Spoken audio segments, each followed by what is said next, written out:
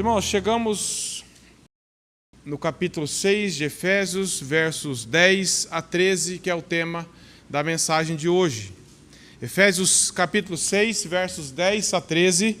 O título é uma frase do próprio versículo 10, fortalecei-vos no Senhor. O que será que Paulo, inspirado pelo Espírito Santo, está nos ensinando aqui, está nos advertindo, nos exortando? Vamos tentar compreender um pouco dessa passagem tão preciosa e tão importante para todos nós. Diz assim a palavra de Deus, 6, de 10 a 13. Quanto mais sede fortalecidos no Senhor e na força do seu poder, revesti-vos de toda a armadura de Deus, para poderdes ficar firmes contra as ciladas do diabo. Porque a nossa luta não é contra o sangue e a carne, e sim contra os principados e potestades, contra os dominadores deste mundo tenebroso, contra as forças espirituais do mal nas regiões celestes. Portanto, tomai toda a armadura de Deus, para que possais resistir no dia mau, e depois de terdes vencido tudo, permanecer inabaláveis. Senhor, a Tua palavra foi lida, ela é viva, ela é eficaz, ela é poderosa, Senhor. É ela que o Teu próprio Espírito Santo que a inspirou, que trabalha em nossos corações. Por isso nós queremos compreender com a ajuda do Espírito Santo essas verdades e sermos ganhos um pouco mais pela verdade da Tua palavra, em nome de Jesus. Amém. Meus irmãos, Paulo vem falando desde o capítulo 1, só rapidamente, tudo no capítulo 1, tudo que Deus fez em Cristo. Nos perdoou, nos justificou, nos salvou, obra completa. Nós estávamos mortos, capítulo 2 fala, nós estávamos mortos em nossos delitos e pecados, e Deus nos deu vida. Nós não estávamos desmaiados, semi-mortos, em coma, nós estávamos mortos em nossos delitos e pecados, sem qualquer possibilidade de reagir ao amor de Deus, nem possibilidade, nem interesse. Mas Deus em Cristo nos amou, pela graça nós somos salvos. Paulo fala, não por obras para que ninguém se glorie, pela graça. Ele vai fechando o cerco para que a nossa mente não tente se agarrar a alguma obra nossa. Depois Paulo vem falando várias questões do capítulo 3, no capítulo 4 ele começa a falar de unidade. Depois ele fala do viver dos cristãos gentios e também judeus que haviam sido convertidos. O evangelho vai transformando as nossas vidas, nosso relacionamento, nosso modo de conversar, de falar, de trabalhar, de tudo. O evangelho vai moldando a nossa vida. Depois, no capítulo 5 também, Paulo começa a falar ali para nós sermos imitadores de Deus. O alvo máximo nosso é sermos transformados, estarmos cada vez mais parecidos com o próprio Cristo. Aí depois ele adverte, mas toda sorte de impureza deve ser vencida, deve ser mortificada. Depois ele fala no verso 22 do capítulo 5, a última mensagem, uma das últimas, falando sobre o lar cristão, como o evangelho invade a nossa vida, como o evangelho muda a vida da mulher, da esposa em relação ao casamento, como o evangelho muda o comportamento do marido em relação ao casamento, dos pais em relação aos filhos, dos filhos aos pais, dos senhores aos servos, né? Questão de trabalho. Então, Paulo vai falando que o evangelho está mudando tudo sobre a nossa vida.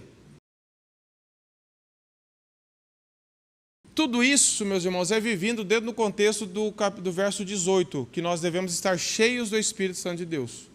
Cada vez mais buscando na palavra, cheios da palavra, tendo uma vida de meditação piedosa diante de Deus, porque senão nada disso é possível. Nós vamos ficar sempre infantis na fé, cometendo os mesmos erros, os mesmos pecados, mulheres guerreando contra os maridos, maridos querendo dominar as esposas, filhos contra os pais, pais provocando os filhos. Se nós não crescermos em nosso relacionamento com Deus, na palavra, tendo uma vida de comunhão com o Senhor, na palavra, uma vida de oração, vida da igreja, nós vamos estar sempre rasos na vida cristã. E Paulo, então, está nos advertindo. Por que Paulo está falando isso? Porque, embora nós somos cristãos, fomos salvos, nós ainda lutamos contra o pecado. Nós não estamos mais debaixo da condenação. Paulo fala isso em Romanos, quem está em Cristo não há mais condenação, não vai ser mais condenado pelo pecado, porque Cristo pagou os nossos pecados, se nós cremos. Mas nós ainda estamos sujeitos aos efeitos do pecado na nossa vida. Por isso que Paulo vem corrigindo o comportamento dos irmãos e de todos nós. Se você mentia, não minta mais. Se você rouba, não roube mais. Se você era insubmisso ao seu marido, não seja mais. Se você era um autoritário com sua esposa, não seja mais. Vai corrigindo tudo, porque nós lutamos contra o pecado que há dentro de nós. Nós ainda estamos longe de viver à altura do que nós deveríamos. Então Paulo está falando, vocês foram salvos, mas vocês vão ter muita dificuldade em cumprir a palavra de Deus. Se vocês se afastarem do Evangelho, vocês vão ficar do mesmo jeito. Nada é automático. A única coisa que é num piscar de olhos é a regeneração.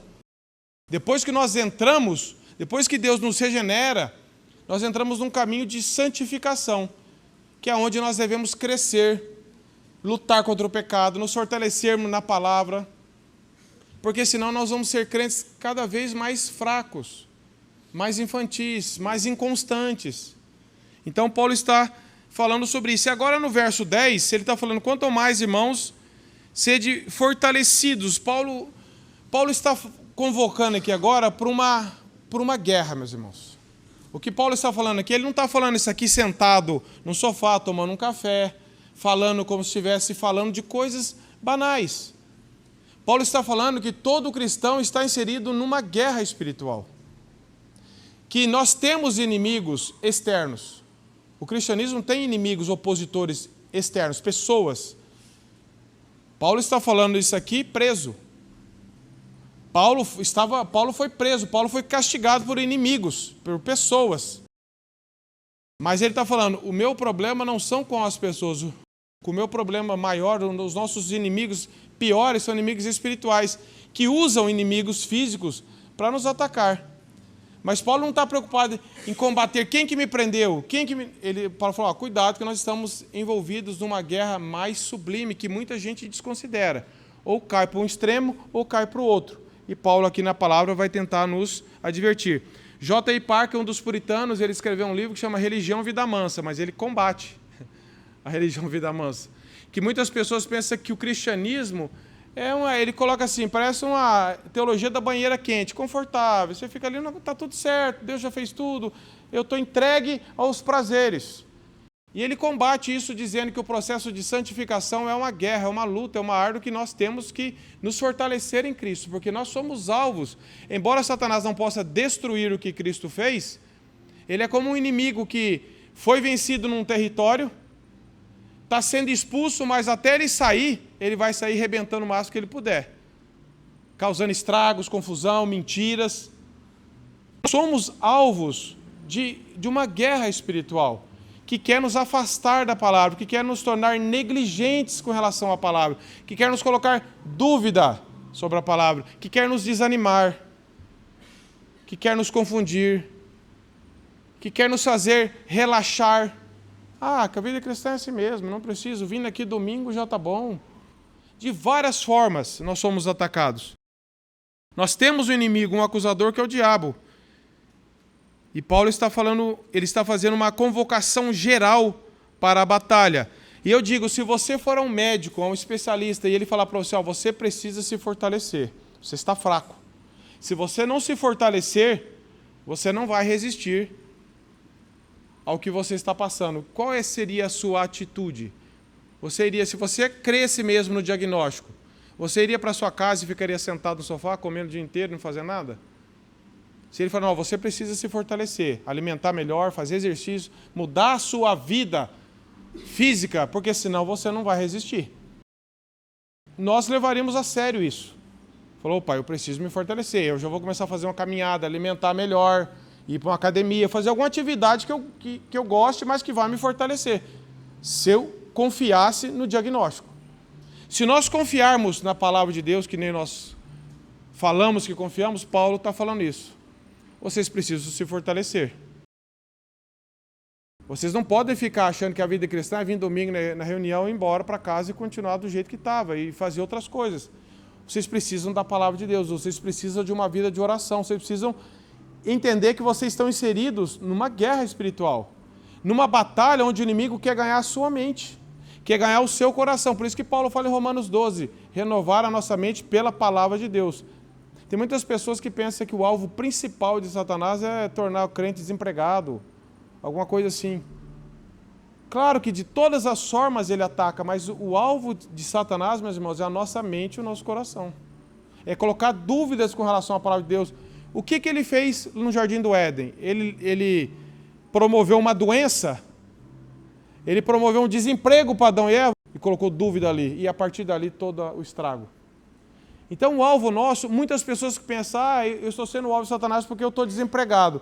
De várias formas ele ataca, ou por doenças, ou por tudo, ele tenta nos destruir, nos desanimar. Mas pensa, o alvo principal dele é a nossa mente, é duvidar da palavra, é relaxar com relação ao Evangelho, é achar que eu posso vencer sozinho, deixa comigo, se eu pensar assim, eu já estou derrotado. Ou eu falo assim, eu não tenho que fazer nada, eu não tenho que fazer nada. E o nosso coração vai se tornando mundano. O mundanismo, meus irmãos, não começa de fora para dentro, ele começa de dentro para fora. Quando uma pessoa está expressando na sua vida externa o mundanismo, é que o coração dela já está amando o mundo. Por isso que Paulo fala, não ameis o mundo. Amor fala de um desejo no coração. O alvo de Satanás é o nosso coração. E o alvo da palavra de Deus também é atingir o nosso coração. Não apenas o nosso comportamento externo. O alvo da palavra de Deus é amar a Deus de todo o nosso coração, nossa mente, nosso entendimento. Porque isso vai determinar o resto. Uma visão geral desses capítulos é que os cristãos devem ser fortes no Senhor para essa guerra que nós não vemos, mas que ela existe e que nós sentimos os efeitos dela, muitas vezes, ou ignoramos. Paulo usa uma analogia de uma armadura de um soldado para nos dizer que nós precisamos estar protegidos. Um soldado que entende o perigo de uma guerra, ele não vai só com um capacete, ele não vai só com um peitoral, ele vai procurar se fortalecer e se revestir de toda a armadura. De toda a armadura. Conta a história, né? Que era aquela expressão calcanhar de Aquiles. Era um guerreiro que estava totalmente revestido, só para nós entendermos o princípio, mas que o inimigo descobriu que lá perto do calcanhar tinha uma fissura na armadura, e ele foi atingido lá. Por isso que fala assim, é o calcanhar de Aquiles. Essa é a expressão que o inimigo ele acha brechas na nossa vida para nos atingir. Por isso que Paulo está falando, revestivos de toda a armadura de Deus. Um soldado não pode ir só com o capacete e o peito desarmado. Ou proteger só alguma parte do corpo ou todo. Não, ele tem, quanto mais protegido e revestido ele tiver, mais ele vai poder resistir aos ataques. As armas da nossa guerra são espirituais, Paulo está falando aqui. Não adianta, como cristão, você ser fisicamente forte para resistir aos ataques espirituais. Não adianta você malhar na academia o dia inteiro, a mente está mundanizada, o seu coração está frio para com Deus. Você faz check-up, faz exame, está tudo em dia, fisicamente, mas o seu coração está distante de Deus, sua mente está vazia da palavra, você está totalmente vulnerável a qualquer ataque de Satanás. Paulo vinha descrevendo tudo que Deus já fez em Cristo, e agora ele descreve que o inimigo quer, de alguma forma, embora ele não possa anular o que Cristo fez, porque ninguém é mais poderoso do que Deus, e ninguém pode desfazer o que Cristo fez, mas ele está falando, nós temos um inimigo que tenta e está querendo nos confundir, nos atacar, nos tornar frios. E talvez a gente estranhe um pouco essa mudança de cenário, que Paulo vinha falando, filhos, obedecer aos pais, mulheres aos maridos, servos, parecia que estava uma coisa, agora ele está começando a falar de uma convocação para a guerra. John Stott diz assim, a transição abrupta dos lares pacíficos e dias de saúde dos parágrafos anteriores para a malícia hedionda das tramas diabólicas desse parágrafo nos dá um susto doloroso e, aliás, essencial. Todos nós gostaríamos de passar a nossa vida em tranquilidade imperturbável, com os nossos entes queridos, em casa e na comunhão do povo de Deus. O caminho do escapista, aquele que tenta fugir, porém foi eficazmente bloqueado. Os cristãos têm de enfrentar a perspectiva de um conflito com o inimigo de Deus, que também lhes defronta como inimigo. Então nós não podemos esquecer, meus irmãos, cair no erro extremo de cá, que achar que tudo é guerra, tudo é e eu fico mais preocupado com o diabo do que com o temor a Deus. Augusto Nicodemos comentando isso, ele fala assim, que se Deus tirasse o diabo de cena, tem muitos pastores, pregadores que perderiam o emprego, porque só fala dele. É uma realidade que existe, mas o foco do cristão é se fortalecer no Senhor. A nossa vitória está em nos fortalecermos no Senhor e na força do seu poder. Então, é uma realidade, como John Stott diz aqui. Verso 10, Paulo fala, fortalecei-vos no Senhor. Verso 11, ele repete o versículo 13 com ênfase, revesti-vos de toda a armadura de Deus. E no verso 12 ali, ele dá uma razão para isso, nós vamos ver. E a pergunta que surge é como que eu vou me fortalecer para esse combate, se eu sou tão fraco diante desse ataque inimigo que tem? Como que eu e você, como cristãos, vamos nos fortalecer? Paulo fala, fortalecei-vos no Senhor. Lembra que ele já vinha falando, desde os parágrafos anteriores, no Senhor em Cristo, e aqui não é diferente. A nossa fortaleza, a nossa segurança está em Cristo, e nós desenvolvermos e crescermos em nossa intimidade com o Senhor. Depois, como de costume, a palavra nos ensina do porquê precisamos dessa preparação. A palavra de Deus nunca nos dá uma ordem e nos deixa no vácuo. Ah, mas para quê? Por quê? Não vejo necessidade disso. Então, ele vai falar. A resposta é para que possais estar firmes contra as astutas ciladas do diabo. Você crê que o diabo é um inimigo mais poderoso do que eu e você, mas não do que Deus? Mais astuto do que nós. Se nós tentarmos vencê-lo com a nossa inteligência, nós vamos cair. A nossa segurança está em Cristo. E nos fortalecemos pela palavra. Então ele diz, para que possais estar firmes contra as astutas ciladas do diabo. Verso 11, essa é a finalidade. Eu preciso me fortalecer porque eu vou sofrer ciladas. Eu vou sofrer ataques. Eu sofro isso. Eu não posso ignorar isso. Senão eu não vejo necessidade de me fortalecer. Por que nós devemos cuidar para sermos fortes no Senhor e na força do seu poder? E ele responde, o próprio texto, porque não temos que lutar contra carne e sangue, mas sim contra os principados e potestades, contra os príncipes das trevas desse século, contra as hostes espirituais da maldade em lugares celestiais. Essa é a visão de Paulo. E como pecadores, meus irmãos, como cristãos, nós temos lutas externas e lutas internas. Nós temos o nosso próprio pecado, a nossa velha natureza, que ainda nos induz ao pecado, nos leva, como Paulo fala em Romanos 7, miserável homem que sou, eu tento obedecer, não consigo, o mal que eu não quero, quando eu vi eu já fiz, essa luta interna que nós temos. Nós temos um mundanismo, um amor pelo mundo, e nós temos inimigos externos, que nós não vemos, que não são pessoas necessariamente, Paulo está falando. Lutas internas e ataques externos. É fácil ser cristão? Será que nós podemos nos afastar da palavra com um cenário desse? Isso aqui não é para gerar terrorismo em nós, mas é para nos alertar. O verso 12 diz, nossa luta não é contra carne e sangue, embora pessoas de carne e sangue estavam maltratando Paulo e maltratando cristãos ao longo da história. Mas Paulo sabia, eles fazem isso porque eles estão debaixo de um poder das trevas. E vamos combater o inimigo correto. É isso que Paulo está falando. Ele sabia que ele tinha inimigos, ele sofria as consequências disso. Nós estamos em guerra, temos pecados, temos ataques. E há dois desequilíbrios nessa questão da batalha espiritual. Há quem negue a existência do diabo. Não existe. Isso é fruto do medo do homem. O diabo não existe, alguns pensam. E daí se relaxa. Essa é uma própria astúcia do diabo, fazer que você duvide dele. Você vai relaxar e você vai achar que não tem problema nenhum. Ou tem pessoas que acham, não, ele até existe, mas ele não faz nada. Ele começa até a brincar. Amarra, desamarra, faz isso, faz aquilo, como se ele, a pessoa, tivesse um poder nele mesmo de fazer essas coisas. O outro extremo é supervalorizar isso.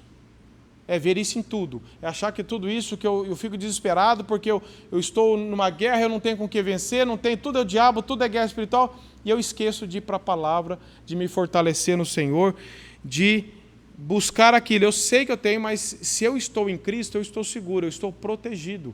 Eu vou sofrer ataques, eu vou sofrer ciladas, mas pelo temor de Cristo, pelo temor de Deus, por Cristo habitar em mim, pela força do Espírito Santo, nós temos vitórias sobre isso. Então, a primeira verdade é que a vida cristã é um combate, é uma luta que Deus já venceu, mas que nós estamos ainda sofrendo alguns ataques. É como se Deus nos libertasse da prisão do pecado. Nós não estamos mais condenados aqui nessa cela, nessa solitária. Só que Deus nos tirou dessa solitária que nós estávamos presos. E nessa região que nós estamos libertos, nós ainda andamos em campo minado. O inimigo ainda está tentando colocar armadilhas para nos confundir, para nos fazer pecar, para nos esfriar, até que nós cheguemos na glória, quando Deus nos levar, lá não vai ter mais guerra. Mas nessa vida, a vida do cristão é diariamente um combate contra todo tipo de pecado, de luta interna, de ciladas externas. E nós não podemos esquecer disso. Martin Lloyd-Jones traz um aviso muito importante. Ele diz assim: não há maior e mais grosseira falsificação da mensagem cristã do que aquela que a retrata como nos oferecendo vida fácil, sem combate nem conflito. Ele falou: isso aqui é o retrato da falsificação. A primeira coisa que temos que perceber é que a vida cristã é uma guerra, que somos estrangeiros em terra alheia, que estamos no território do inimigo. Não vivemos no vácuo, numa estufa de floricultura. O ensino que dá a impressão de que a vereda para a glória é inteiramente fácil, simples e plana, não é cristianismo. Não é o cristianismo de Paulo, não é o cristianismo do Novo Testamento. Por isso que Paulo está convocando: vocês precisam fortalecer-se no Senhor. Paulo tinha falado isso para Timóteo, na segunda carta de Timóteo, capítulo 2, verso 1. Filho meu, fortifica-te na graça que é em Cristo Jesus. Sim, Paulo não está falando que a vitória depende de vocês, que Deus fez a parte dele, vocês têm que fazer de vocês. Não é isso que Paulo está falando. No processo de justificação, nós nem lutamos, nós estávamos mortos e Deus nos regenerou. Mas como cristãos, nós estamos inseridos num ambiente de guerra, de luta, de ciladas, que nós precisamos estar firmes em Cristo. Eu e vocês, diz Martin Lloyd-Jones, é que temos que lutar essa luta. Graças a Deus, recebemos força, poder e armas, porém nós é que temos que pelejar. Recebo tudo de que necessito e recebo poder para utilizá-lo. Não relaxo pura e simplesmente, ficando meramente a olhar e a colher os frutos da vitória de outro. Não, ele me faz mais que vencedor. Contudo, a batalha é minha e eu que tenho que lutar nela. Esses princípios são fundamentais com relação à doutrina da santificação. Eu creio que grande parte do declínio da igreja cristã atual se deve ao fato de que ela está na moda esse outro ensino, de que a vida cristã é tudo fácil, de que nós não temos luta. Veja, os extremos sempre são perigosos. Eu achar que eu vou ser derrotado, que o diabo é mais poderoso, que o diabo pode destruir o que Cristo fez, isso é um erro. De que não há vitória para mim, de que não há alternativa, e o outro é eu achar que não tem guerra, não. Eu estou tranquilo, eu não tenho lutas, não tenho inimigos, não tenho oposições, não tenho nada. Então Paulo está fazendo uma convocação: fortalecei-vos no Senhor. E essa guerra, meus irmãos, ela não tem dispensa, ela não tem fim nessa vida. Nós, como cristãos, nunca vamos estar livres dessa guerra. Não pense você: agora eu já caminhei com Deus faz 15 anos, 20 anos, estou em certa idade, agora eu estou isento. Enquanto eu e você vivermos nesse mundo, o diabo estará presente com toda a malignidade e perversidade, e ele nos combaterá até o fim. Até o nosso dia de morte nós teremos lutas e combate com relação ao pecado e às ciladas do diabo. Isso é falta de esperança? Não. É o contrário, é glorioso. É-nos dado o privilégio de seguir as pegadas do nosso Mestre, de nos fortalecermos nele, de nos levar à dependência dele. Tudo que Cristo permite é para nos levar à dependência dele, a sermos transformados. O que Jesus fala em João 15,5? Sem mim, nada podeis fazer. Não tente lutar isso sozinho, nós não temos forças, condições. Lloyd-Jones diz que a nossa melhor coragem é covardia. O nosso maior medo é a coragem de uma criança diante de um leão. Nós não temos condições de lutar por nossa força. Só que eu também não posso ficar sentado no sofá e falar: Senhor, se o Senhor quiser, eu vou vencer os pecados. Não, Deus quer. Ele já falou: o desejo do Senhor é a vossa santificação. A santificação é essa vitória diária sobre o pecado na dependência do Espírito Santo. Por isso que o contexto é: enchei-vos do Espírito. Enchei-vos da palavra de Deus, para que quando você e eu formos tentados, eu cite a palavra. Eu recorra à palavra de Deus. Não apenas citando como frases de efeito, chavão, mas que aquilo está no meu coração, na minha mente, está moldando o meu caráter. John Stott diz assim: não haverá qualquer cessação de hostilidade, nem sequer uma trégua de cessar fogo temporário até o fim da vida. Porque o nosso inimigo não luta com ética. Ele não aceita convenções humanas de paz por um tempo. O diabo agora diz que vai dar um tempo para os cristãos. Ou vocês vão ter um período sem lutas, sem tentações. Algumas frases sobre essa questão que esse J.I. Packer diz sobre essa nossa luta, que é a luta da santificação, de estar firmes em Cristo. Ele diz que o contexto da santificação é a justificação pela fé por intermédio de Cristo. Quem não foi perdoado, quem não foi justificado, quem não foi totalmente alcançado pela graça, não tem como lutar contra isso, meus irmãos. Técnica de combate, não é estratégia mental, psicológica, é estar em Cristo, é ser perdoado, justificado e ser habitado pelo Espírito Santo. A base da santificação nossa, dessa nossa vitória, é a união com Cristo em sua morte e ressurreição. É a vida de Cristo em nós, crescendo cada dia mais. O agente da santificação é o Espírito Santo, que nos capacita habitual e ativamente a querer e a agir para o agrado de Deus e para seu louvor. Somos nós que trabalhamos, diz Packer. Não há passividade psicológica aqui. Se Deus quiser, Ele faz, eu estou de boa. Ele diz, não, há um esforço moral intenso da nossa parte. Contudo, trabalhamos não confiado em nós, mas na dependência de Cristo e na expectativa certa da ajuda do Espírito Santo. Então não sou eu que faço, mas o Espírito me motiva e me capacita a reagir e a buscar na palavra. Por isso que não adianta, você não vai estar na sua casa um dia e depende do nada, a Bíblia vai ser aberta e vir até você e você começar a ler. Nós temos que ler a Bíblia. Mas por que nós lemos? Porque Deus mesmo coloca esse desejo, essa capacidade em nós. Mas nós temos que ler, nós temos que orar, nós temos que buscar a Deus incessantemente. Nós sabemos que sempre é uma resposta à iniciativa de Deus. Mas Deus nos move a isso. A forma que a santificação toma conflita com o pecado que habita em nós, porque ela vai nos ajudando a vencer essas coisas, a discernir as ciladas do diabo, a buscar na vitória em Cristo. E o verso 10 ele diz, sejam fortes. Se você crê que não existe oposição, que não existe diabo, esse primeiro comando de Paulo não faz sentido para você. Por outro lado, se você crê na existência deles, mas acha que não pode fazer nada, porque você já é cristão, você também não vai achar motivo para Paulo estar te exortando.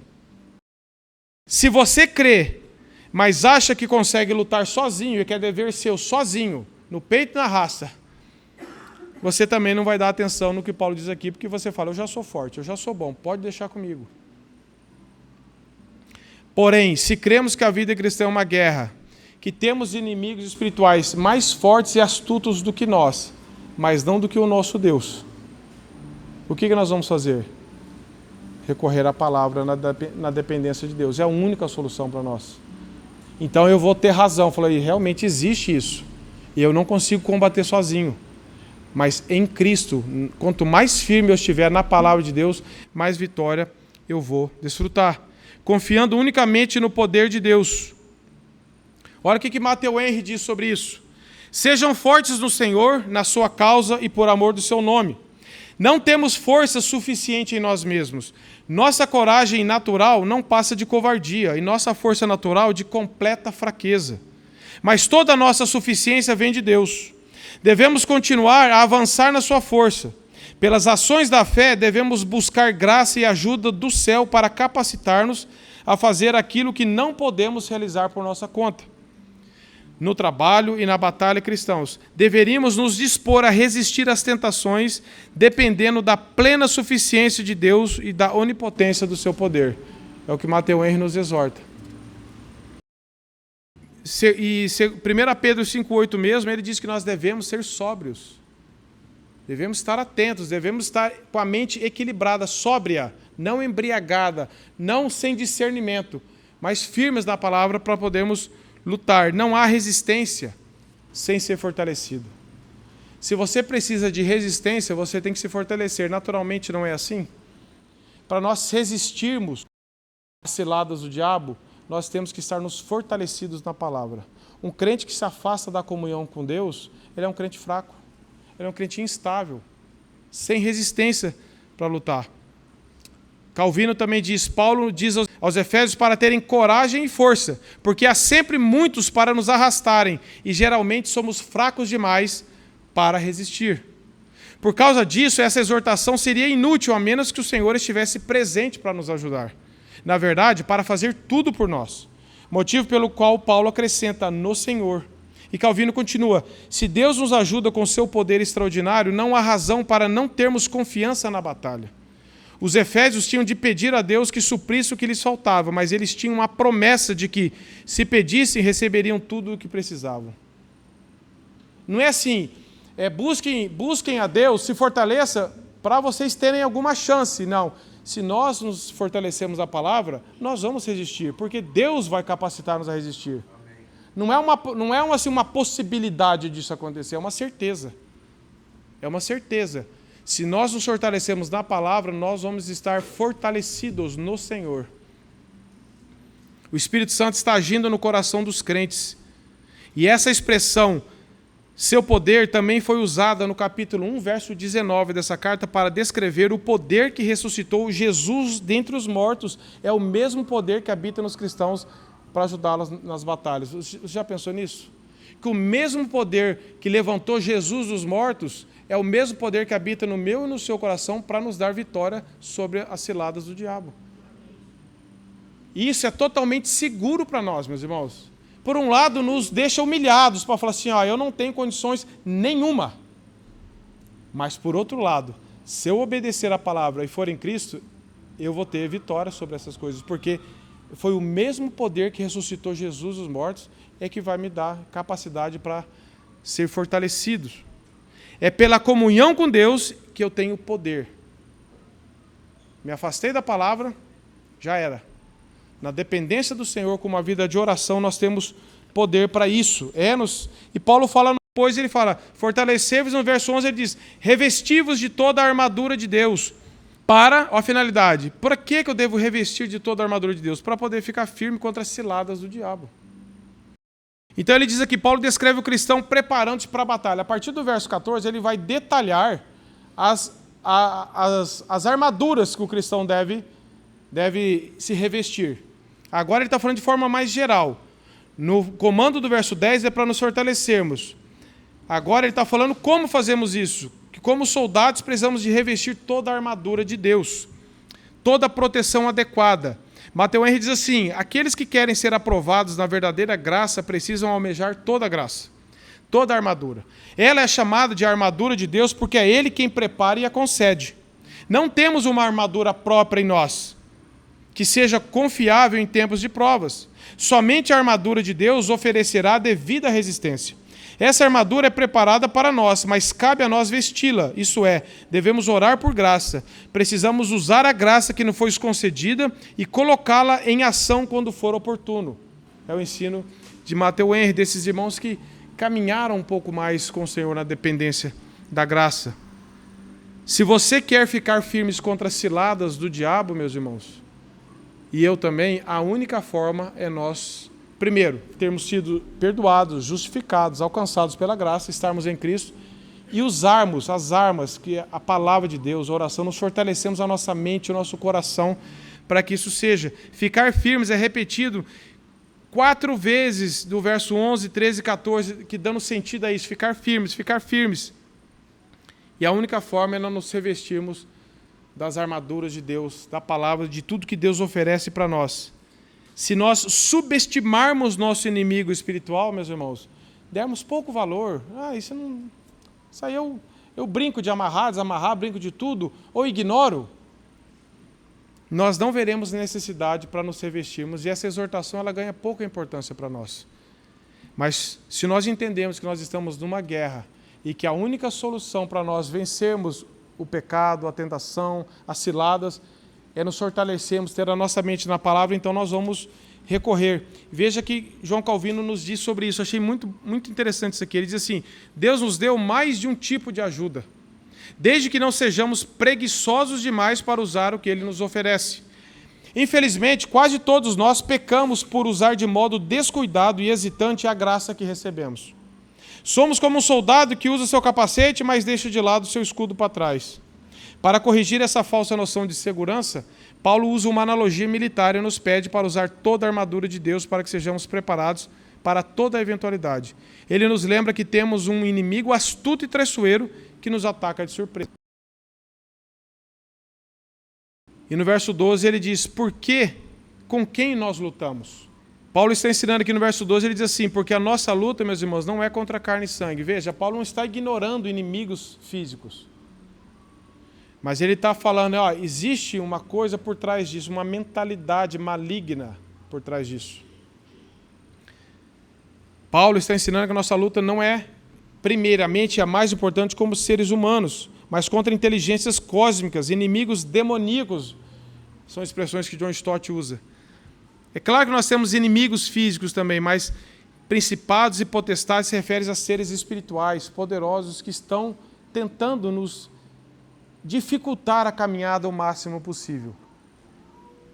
Veja, a palavra de Deus diz em Tiago 4,7, resistir ao diabo, ele fugirá de nós.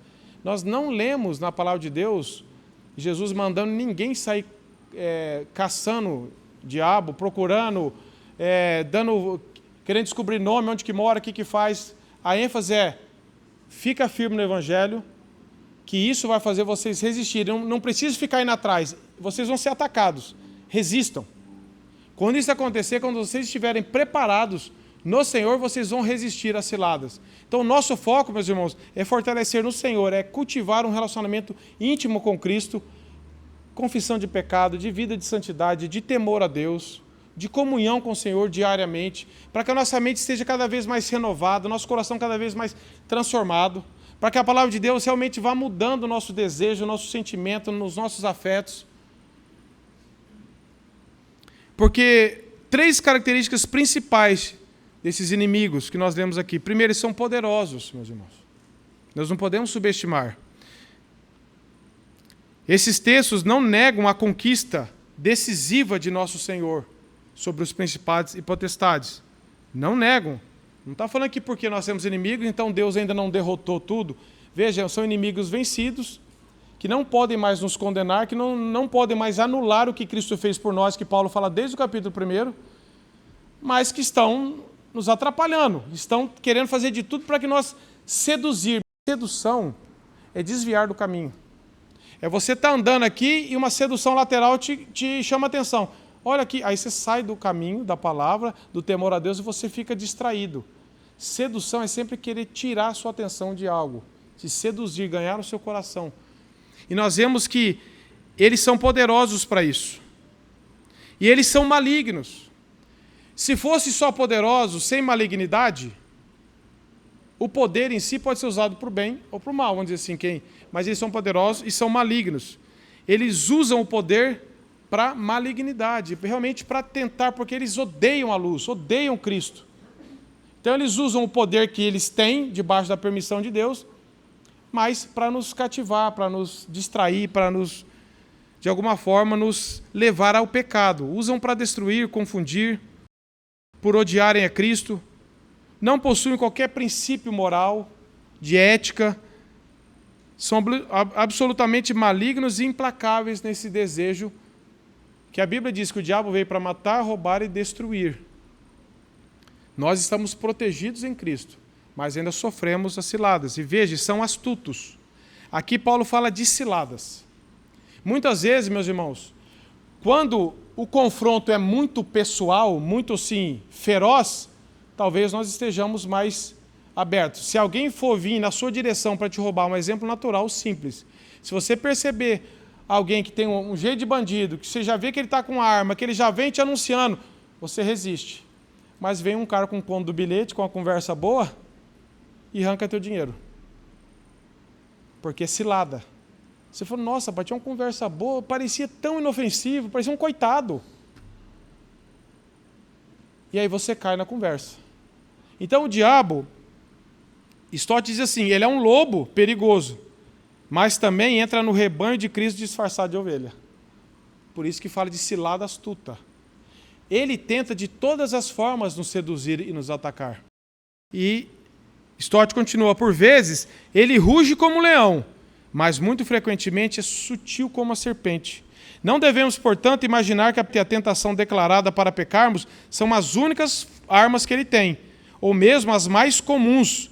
Ele prefere seduzir-nos para entrarmos no meio termo e, assim, ter êxito a nos levar ao pecado. Então, são propostas que, a princípio, parecem uma grande oportunidade. Aquela coisa, né? De esconder o anzol numa isca boa. Seduzir. Falar, que oportunidade. Olha, não... Então, de todas as formas, ele tem várias formas de tentar nos seduzir. Ele é astuto também. Não é só truculento. Nós assustamos. Ele também tem astúcia de nos levar a mudar o pensamento, a colocar conceitos subjetivos, a falar o que tem ver isso, o que tem ir lá, o que tem fazer, o que tem... Você vai subjetivando a sua vida, afastando da verdade, e ele vai te seduzindo, aos poucos vai te levando na conversa. Se nós não estivermos fortalecidos com a mente fixa no Senhor, a nossa mente vai sendo alvo de um conceito subjetivo, relativo. Eu começo a aceitar qualquer heresia que eu escuto, qualquer proposta do mundo, começo a ter um pouco já de mundanismo na minha forma de pensar, de curtir a vida. Ele também faz o papel de valentão ou de trapaceiro, John Stott diz. É para nos alertar da astúcia dele. Às vezes ele aparece como valentão, às vezes como trapaceiro, mais ingênuo, mas com a mesma malignidade. Usa a força e a fraude, mas nós não podemos dar mais poder do que ele tem. Esse é o outro lado. Ele é astuto. Paulo está nesse texto nos convocando para o perigo disso. Depois ele vai falar da nossa proteção em Cristo de forma específica. Nós não podemos menosprezá-lo e nem podemos supervalorizar. Então eu estou perdido. Então, nossa, se ele é assim... Não, eu não estou perdido. Eu estava perdido, mas Cristo me alcançou. E agora, em Cristo, eu tenho que me manter vigilante, fortalecido no Senhor, que embora ele seja poderoso, maligno, astuto, em Cristo eu tenho condições e capacidade, pela graça de Deus, de resistir, de lutar. Por vezes, se cair, Deus me volta de novo ao arrependimento. Mas a questão é, se eu me afastar de Cristo da palavra, eu não tenho chance nenhuma, nem você, meu irmão. Essa é a visão principal. Não fique desesperado. Fique humilhado para recorrer a Cristo. Esse deve ser o nosso comportamento. Fala, Senhor, eu realmente não tenho condições de lutar contra essas ciladas. Mas graças a Deus que eu tenho Cristo, que eu fui alcançado pela graça, habitado pelo Espírito Santo, o Senhor me deu a palavra, o Senhor me deu a igreja, o Senhor me deu uma nova mente, um novo coração, e quanto mais eu me fortaleço, mais resistente a isso eu vou ser. Essa é a questão. Alguns cristãos são tão autoconfiantes que imaginam que pode se defender sozinho. Não sejam desses. Como Pedro falou assim, Senhor, todo mundo pode te negar, eu não. Você e eu, se fizermos isso, Senhor, eu já caminhei o bastante, então eu já sei me virar. Como alguém que vai tantas vezes para um lugar e você vai dar uma dica para ele, falar, irmão, não precisa que eu já moro aqui faz muito tempo, eu já sei, já viajei muito para esse lugar. Então, às vezes a gente pensa, não, porque eu sou cristão há 15, 20, 30 anos, pode ficar tranquilo, irmão, eu já estou ouvindo isso aí faz tempo, não precisa, eu tenho confiança própria, é o primeiro passo para a queda. Provérbios 16, 18, se não me engano, diz assim, a soberba precede a ruína e a altivez a queda. Um coração soberbo, ele está a um passo da ruína. E a altivez precede a queda. Nós temos que nos manter humilhados. Existe isso, existe, mas espera lá. Em Cristo eu consigo resistir. Então eu devo me focar para Cristo. Outros, uns se acham tão autoconfiantes, mas outros são tão desconfiados, John Stott diz de si mesmo, que imaginam que nada tem para contribuir. Eu não posso fazer nada. Eu sou uma vítima dessa cilada. O cara cai. Aí você vai falar com ele, irmão, você precisa fortalecer. Irmão, não tem como, irmão. Não tem como. Paulo está falando. Ambos os tipos estão enganados, John Stott diz. Paulo expressa uma combinação apropriada de capacitação divina e cooperação humana. O poder realmente é do Senhor. Sem a força do seu poder, falharemos e cairemos. mas mesmo assim precisamos ser fortalecidos nele. O verbo, pois, é um presente passivo, que pode ser traduzido fortalecei-vos. Algumas traduções estão sede fortalecidos, mas a ideia é fortalecei-vos, um comando imperativo. Vocês têm a palavra, vocês têm o Espírito Santo, busquem de Deus capacidade para isso. Como Paulo falou em Timóteo. Calvino traz um importante alerta, ele falou assim, ó, isso aqui vale muito, meus irmãos, tanto para a nossa compreensão dessa guerra, quanto para os nossos relacionamentos como igreja. Veja o que ele diz. Nossas dificuldades são muito maiores do que seriam se estivéssemos lutando meramente contra seres humanos. Nossos inimigos são tais que nenhum poder humano é capaz de resistir a eles. Precisamos lembrar disso quando as pessoas nos agridem de modo a nos levar a buscar vingança. Podemos facilmente ser arrastados por esse tipo de coisa, mas se nos lembrarmos de que essas pessoas são meramente agentes de Satanás, nossa insensatez será controlada. Se desperdiçarmos nosso tempo atacando-as, estaremos nos expondo a ser feridos por todos os lados. Lutar contra carne e sangue não é apenas inútil, é prejudicial. Devemos ir direto ao inimigo que nos ataca do seu esconderijo. Paulo coloca diante de nós um inimigo formidável, não para provocar em nós medo descontrolável, mas para estimular nossa diligência e dedicação ao Senhor. É isso que Paulo está dizendo. Por isso que Paulo não rebatia as pessoas que o maltratavam. Porque ele sabia, essas pessoas estão sendo usadas. Eles são inimigos de Cristo, estão debaixo de um poder das trevas, e não adianta eu combater esse, vão aparecer outros. Eu tenho que lutar contra um coração mais protegido pela graça, em vez de ficar querendo buscar vingança e retaliação contra tudo e todos.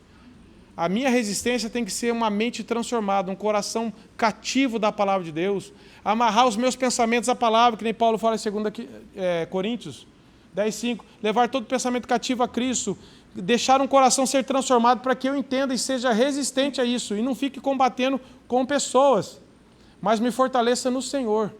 Criar um coração perdoador, resistente a todo esse tipo de ataque.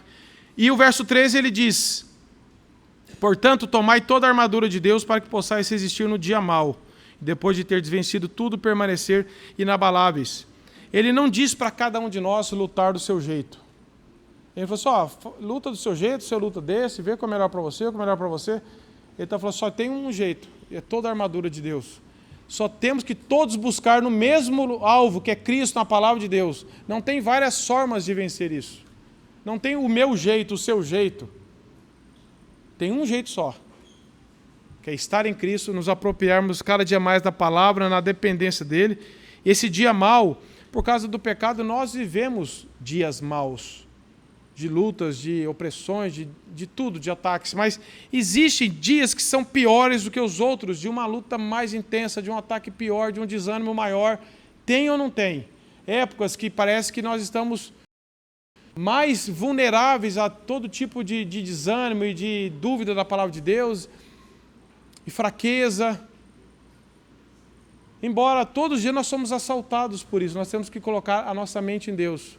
Por isso que C.S. Lewis fala assim, geralmente quem não busca a Deus logo pela manhã, o perderá no restante do dia.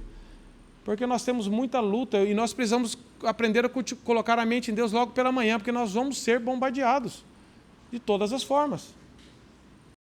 Então, para não cedermos às tentações, e tentações, meus irmãos, não pensem só em tentações sexuais, mas em tentações subjetivas, de uma mente mundana, de um amor pelo dinheiro, de um amor pelas coisas, de uma relativização, de um deixa a Bíblia para depois, e está tudo bom, sabe, de sair desavisado para o mundo afora, de sair com a mente vazia de casa.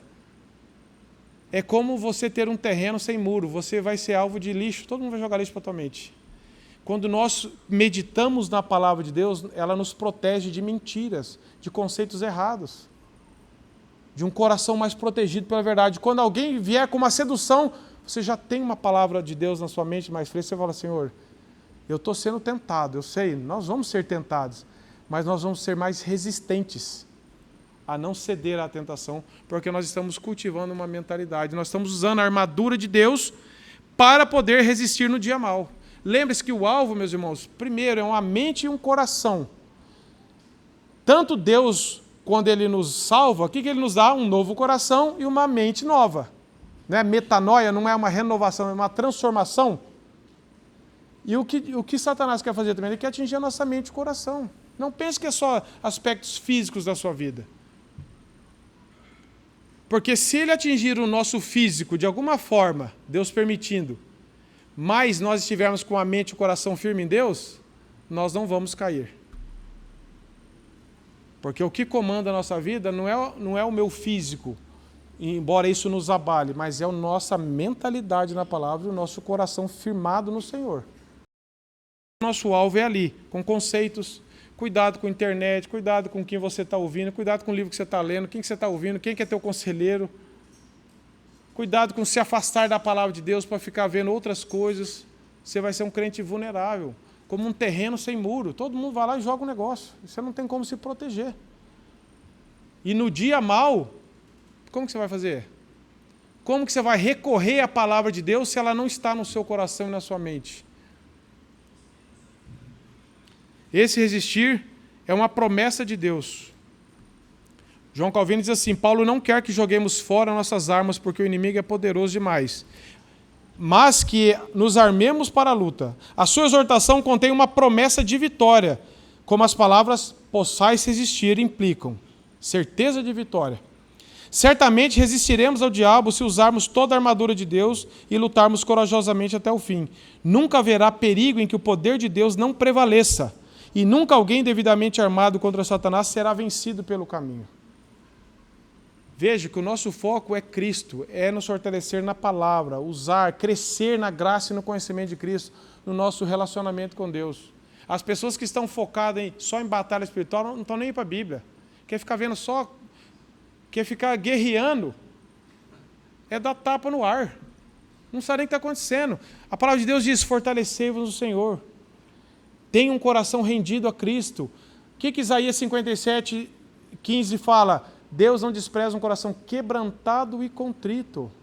Um coração que está amando a Deus, está sendo cada vez mais esvaziado de orgulho, de autoconfiança, está sendo preenchido pela palavra. É isso que nos torna resistentes. É isso que nos faz arrepender quando se cairmos. Porque Deus mesmo concede o arrependimento para nós.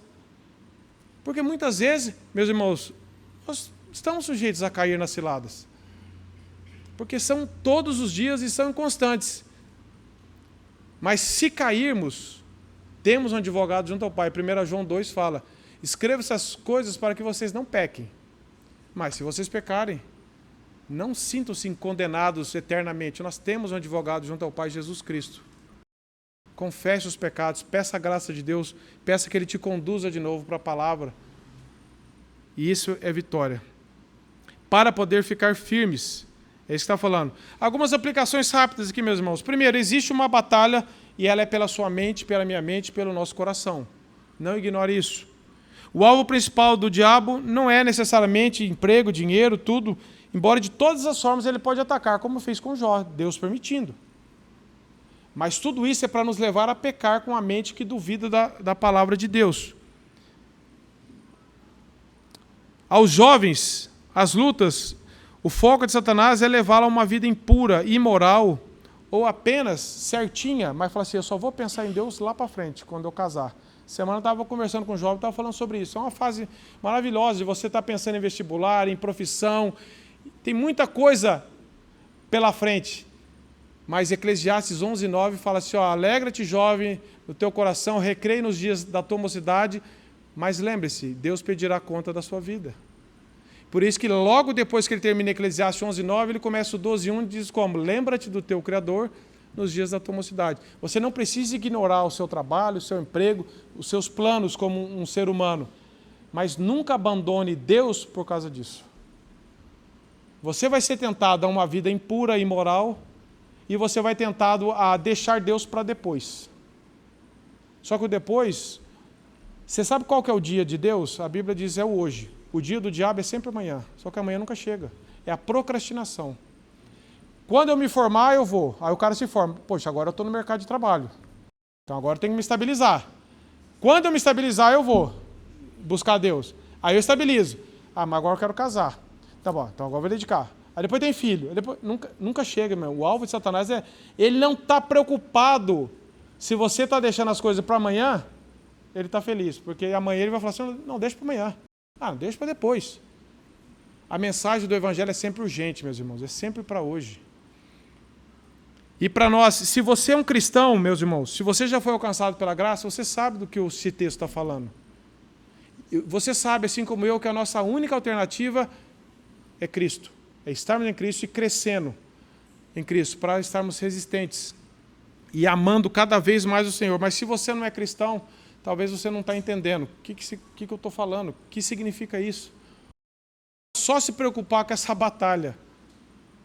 Se você não aceita Cristo, você é um prisioneiro dessa batalha. Você só vai experimentar vitória o dia que Cristo te alcançar. Por isso, clame ao Senhor pela sua vida, para que Ele te dê um novo coração, para que Ele te regenere, para que você conheça o amor de Cristo e seja perdoado e tirado do império das trevas e transportado para o reino do Filho do seu amor, como Paulo fala em Colossenses. Para que você se fortaleça. Então, meus irmãos, a esperança para nós está, como sempre, em Cristo. Que Deus complete essa obra maravilhosa que Ele fez em nós e que nós possamos nos voltar para a palavra de Deus todos os dias, pedindo graça, para que podermos estar resistentes e crescendo, e tendo vitórias, cada dia crescendo mais e tendo vitórias contra tentações, pecados e ciladas de Satanás.